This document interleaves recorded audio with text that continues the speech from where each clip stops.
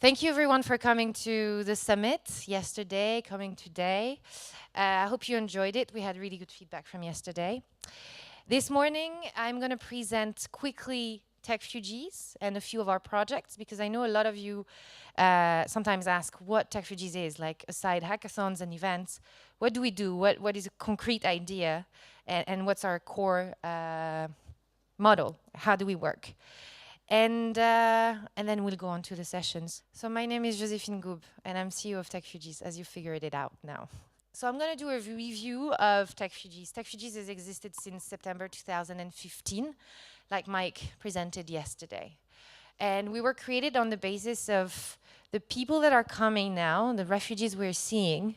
First, they all have smartphones. Basically, we saw from a report from betterlab.org that 95% of Syrians that came back in 2015 had smartphones with them. And then there's another report from the UNHCR that says 87% of refugees have are in areas where you have 2G and 3G networks. So you theoretically have access to the internet. Now it's always a question of like, how much do you pay for that access? And the latest data is that 1 out of 2 refugees under 18. So we have to think about it really and pause for a moment. If 1 out of 2 refugees under 18, they're going to live in a world where we all use smartphones and where everything is digitalized. And so we can't leave them behind. And we need to focus on not delivering the education we delivered back in the 19th century, 20th century. We need to really be able to catch up with them and not leave them behind.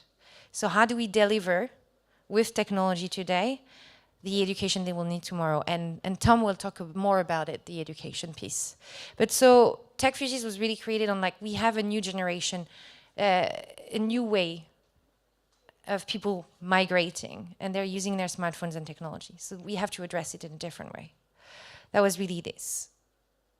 And our model was to empower, not to look at refugees as beneficiaries, but really look at they're like us, and let's help them not fall into a poverty trap.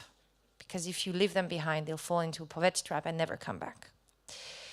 So that was our raison d'être. Here is a slide that in consulting or Deca would send, and it's very boring. But that gives you a bit of our history. Started in 2015 with the first hackathon and 300 participants. We became a movement. Basically, Techfugees became a meme, an internet meme. People called us and said, hey, we want to do a Techfugees event in New York, in Oslo, in Krakow, in Paris. And so that's how we expanded to 25 chapters really quickly with people representing us as ambassadors. And this movement helped us create a community you can see today, you could see tomorrow. And it's a community that is offline and also very much online. Now, where do we want to go? Where we want to go is to be a platform.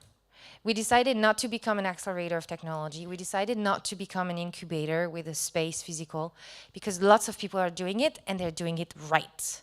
And so if we can have people come through us and we can connect them to those incubators and accelerators, we're very happy with it, because we don't want to reinvent the wheel.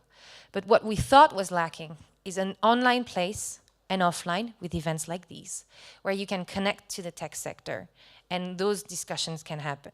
So that's where we see ourselves in the next few years. So always we're asked, what technology have you created? Techfugees doesn't create. We don't create technology today. We help the people that innovate. We're this community, this place where refugees and non-refugees can interact and create together. But here is the impact, if you want, in numbers. So we have the number of people that have been reached through the technology of the innovators, of the hackathons, of the people that have just come to us in our community, didn't come through our hackathons, is 88,000 people touched by those technologies. The number of projects we're following up is 52. Most of them have come through hackathons. We have 20 chapters, as I said. We have 112 volunteers and ambassadors across the world in those 25 places and some more. And I want to thank them for that, for volunteering every day. I know Techfugees Australia is here today and arrived. They left 2 days ago and they just arrived today. We have 576 projects that have been submitted on the database. So we have a database of projects that have pitched us their deck, they're sending us their metrics, and we're kind of like having them in a folder. So when a journalist calls, we're like, hey, who's doing what? Well, let us look at our database. We've been able to engage with 3,200 people in 2 years and educate them to technology for refugees. It's not like your usual startup. You're not going to use the data and sell it to marketers. You're going to think of the user experience differently. You're going to maybe think that it's not going to be a mobile app, it's going to be a web-based platform, because the mobile app requires maybe that you have a smartphone or that you have iOS, and then you know your password, and then you have a really good 3G. So it's all these questions that we've been able to educate people to. And the community online is of 15,000 people. So here are the numbers if you wanted them. Our core mission is here. Co-creation of innovation, provide tech support, curate and make visible, and welcome refugees. These are the 4 things we work on every day. And it's sometimes visible, it's not visible. To co-create innovation is really visible. We do hackathons and you see them, and our wonderful partners, Zane and Schibsted. Schibsted is our strategic partner worldwide and help us put up all these hackathons with our engineers and their employees in general. And Zane is our strategic partner in Jordan, where he helps us have another discussion there on entrepreneurship and displaced people. This is very visible. But what's not visible of our work is providing tech support to refugees in zero. So what you, the picture is bad. We've worked with Expedia for the first time to do a virtual hackathon. We called it a workathon. Finding new words for things. It's basically their engineers for 48 hours worked on 2 of the best projects we had to provide them tech support. And from the feedback, I know that one of their employees for 24 hours just coded an app for this startup that came out of our hackathon. So it's a new kind of hackathon where we engage with tech companies and use their own employees to provide that tech support. And for us, it's really important to move from hackathon to workathon, because we want innovation to be sustainable. We want to be able to provide very high quality technology and very high quality engineers to the projects that are coming out of hackathon that have no or little money. And we know how expensive engineers are. Oof, pictures. Okay, I'll go very quickly on this. I mean, you know, we organize summits, we bring visibility, and we try to get the press to talk about the projects we follow. And I have the same dress. As you see, there's my conference dress. So everybody's like, which conference was this? And finally, and more importantly, and I think I want to finish this, but it's not the least. It's last but not the least. Through those events, we know that there's more than 70 refugees here at this event attending, and we have a waiting list of refugees that are trying to access. We couldn't allow more because of capacity, but we wish. But I know for the 70 refugees that have been here, their experience of meeting with you and meeting with other tech people and like-minded that are open is a life changer. And there is a hackathon we did in Paris, and the winners were 7 refugees from 7 different countries in Africa. Today, I think 3 of them are employed. Another one just started, got investment for his own company, and another one is starting a project. It was in March, so it's 6 months later. Their lives have changed. I see them at events. I see them in front of, if you're in French, you know the MEDEF. They go to events like this, and they just feel welcome. They feel like they fit in now. And that's really what we do, also, and more importantly. So here's an ecosystem we've built over years. Not everyone is on this, but that to give you a bit of names and to give you an idea of the scope of it. how do you become a member of Techfugees? So we look for 4 type of people to come to our community. We look for tech volunteers that want to give their time and skills. We look for social entrepreneurs to pitch their projects at our hackathons. We look for donors and investors to invest in those people, invest in us also, and NGOs that want to look at how they can create innovation from within and maybe recruit people at hackathons. But how can we engage and create this dialogue within? So here's a list of when you become a member of Techfugees, what you can do with this. You can develop innovation, you can network and recruit, we can help you get scale, we can help you get strategic partners, we can help you all of these things. We want to be the hub coordinator, and this slide has English and French, which I'm sorry for. This is my brain. Thank you very much, but now I'm gonna, the but isn't appropriate. I'm gonna now present to you 2 people. First is our partner, Paris 2024, with whom we partnered to create different Olympic Games, Paralympic and Olympic Games for Paris. As you know, Paris is one, and they've helped us push the hackathon. Fanny is gonna tell us a little bit more about Paris 2024 and what's the vision for Paris. But basically, the message is in the next 7 years, we have the opportunity to change the way we include refugees through this big event. I know it's a 2-week event, but Fanny is going to talk about it, how they're making it like something more long-term. So we're going to play a video, and then you're going to go on stage. Thank you.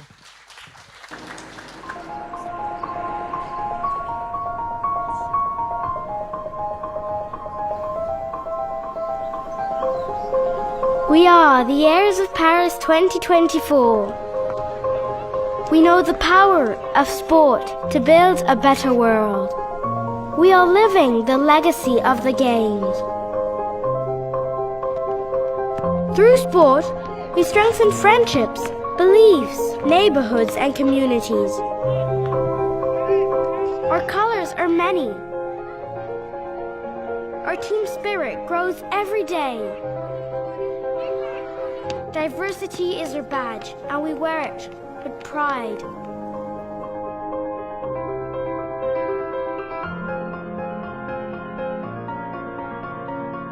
We exercise our love of learning.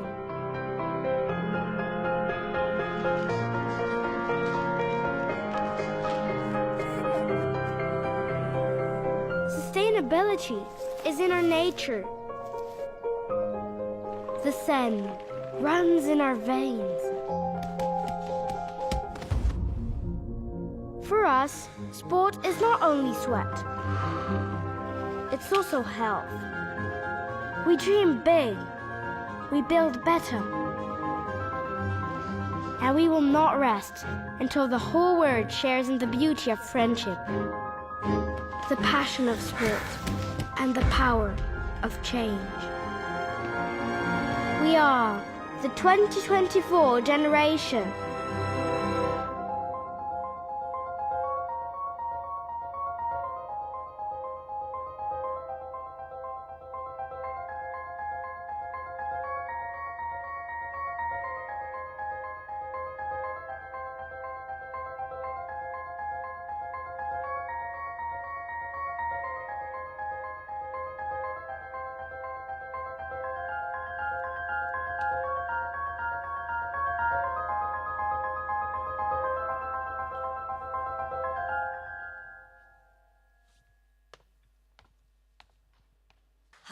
Hi everybody. I'm really glad to be here today to talk to you about the Olympic and Paralympic Games.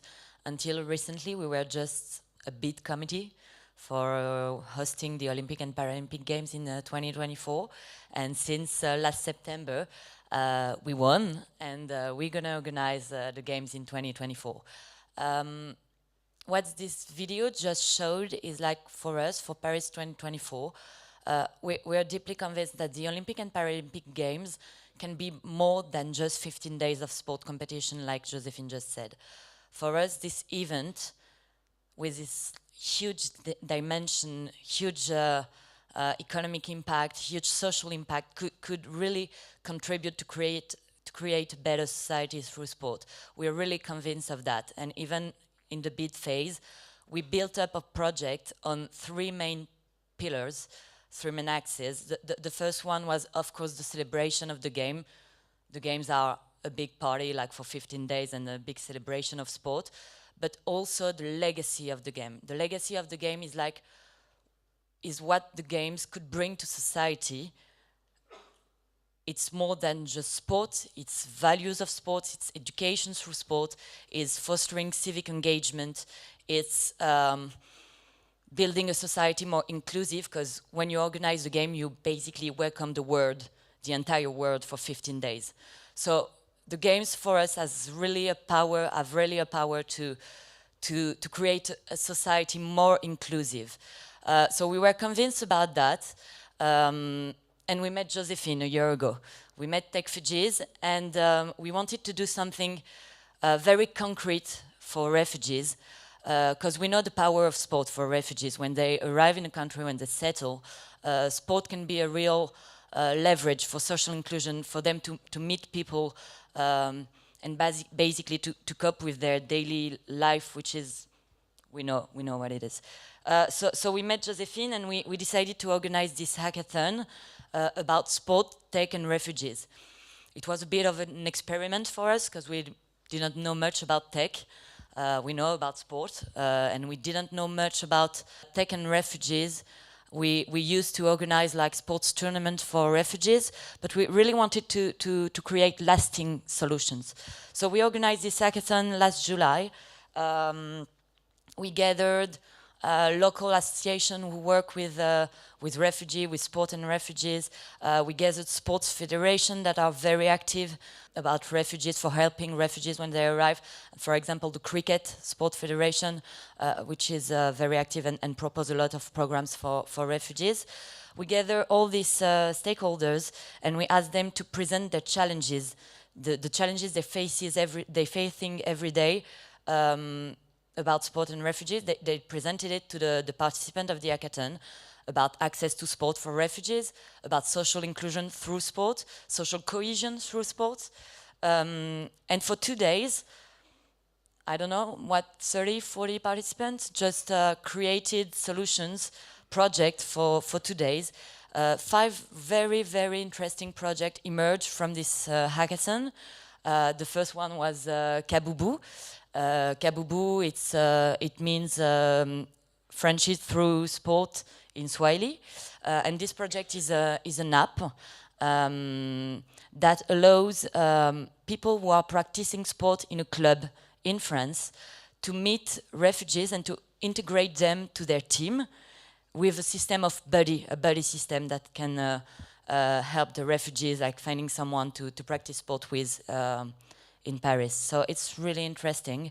We were very glad about this hackathon, and now that we have the games, we really want to keep on working on that.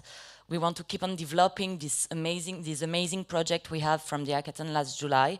We want to work with Techfugees. We want to keep on working with them, because we have 7 years to really use the power of the games to build a better society, to create a society more inclusive, as I already said.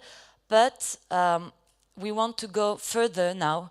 We want to go further from sport practice for refugees to really use the game as leverage to create social and professional opportunities for the refugee when they arrive. So we have 7 years. We're going to keep on working with Josephine. Thank you for this opportunity to talk about it. And we need you.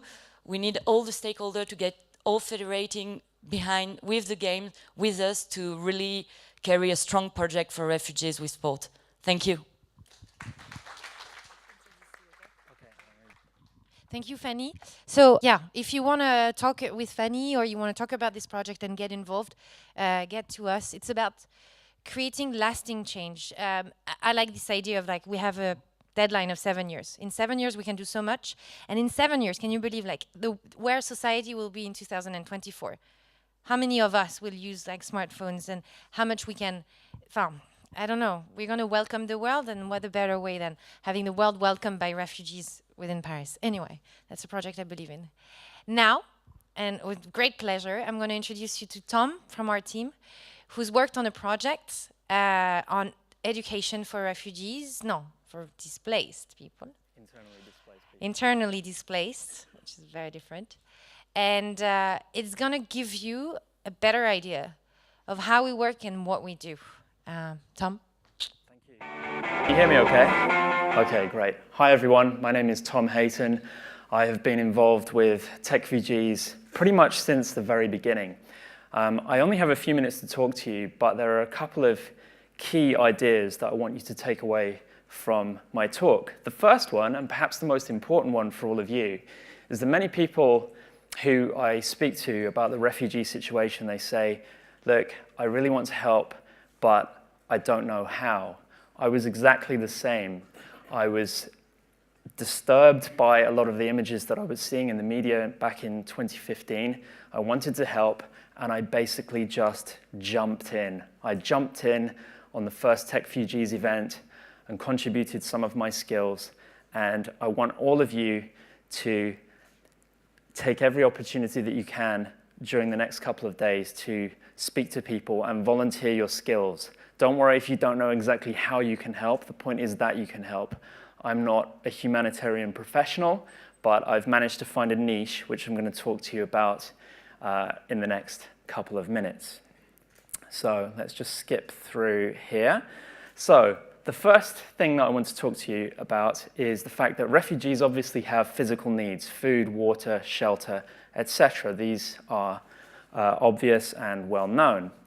But if you take a look at this pyramid here, this is a modified version of Maslow's pyramid, which is a diagram that demonstrates humans' needs. And you can see that some comedian has drawn Wi-Fi down at the bottom. Now, when this meme first came out a few years ago, it was done as a joke. But for refugees, this is not funny. If you imagine you're taking a boat, you're fleeing from a war zone or a situation of persecution, Wi-Fi and therefore information is very, very, very important. Okay, Josephine has explained very well what Techfugees is, but I want to skip through and focus on a specific situation. Can anybody guess where this is? Anyone? It's Syria, exactly. That's what I'm going to talk to you about now. As we know, since 2011, it has been affected by a terrible civil war, and this has created a great deal of instability. Many people have left the country, but many of them have stayed where they are. They've just fled to another part of the country, therefore making them internally displaced people or IDPs. And as you can imagine, this has had a terrible, terrible impact on education. Children have been forced out of school, and teachers have been forced to flee. So, what has Techfugees done about this? Well, we formed a partnership. This partnership has several components. The first is that we teamed up with a technology entrepreneur who's also a composer in his spare time. His name is David Cazalet, and he wrote the Requiem for Aleppo, which he also set to dance. This was performed at Sadler's Wells, which is a famous ballet theatre in London, at the end of April. And what Techfugees did initially was we leveraged on our very large social media presence and our very large PR capability in the media to live stream the event, and we created a crowdfunding campaign to help boost the revenue that came out of the amazing music and dance performance. Okay, so once we'd finished the event and we'd raised a bunch of cash, we teamed up with Syria Relief, who are a charity who've been operating on the ground in Syria since 2011. And we also teamed up with the British Council. The British Council, as many of you may know, is the UK's organisation for educational and cultural relations. And what we've decided to do with all this money that we have raised, we haven't raised a huge amount, but we have raised some money, is deploy MOOCs. A MOOC, for those of you who don't know, is a massive open online course. In other words, a virtual online classroom. And we are deploying this on the ground in Syria. And what it allows these internally displaced people to do is access education without needing to go to a physical location. As you can imagine, in a war zone, it is dangerous to move. It is dangerous to be in a location where people can easily identify you, and it can be dangerous to gather in large numbers. The MOOC gets rid of that problem because you can access education on the move via your mobile phone or your laptop or your tablet, and the 3G and 4G infrastructure in Syria is still relatively intact, and there's also a high degree of smartphone penetration. So in other words, what we've done through this partnership is combine creativity, technology, and education to actually deploy a service to professional teachers to help them improve their English. A couple of diagrams here that illustrate the general idea.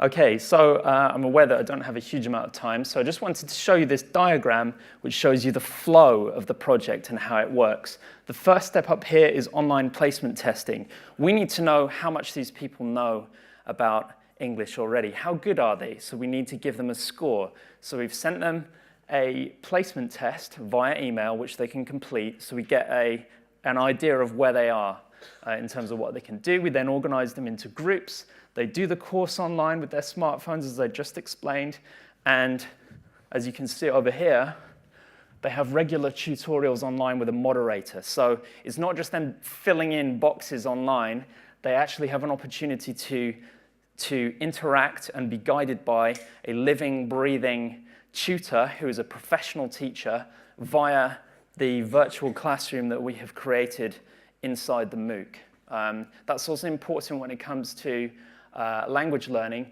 because languages are interactive. It's not just about doing grammar exercises. There needs to be an element of communication with other human beings.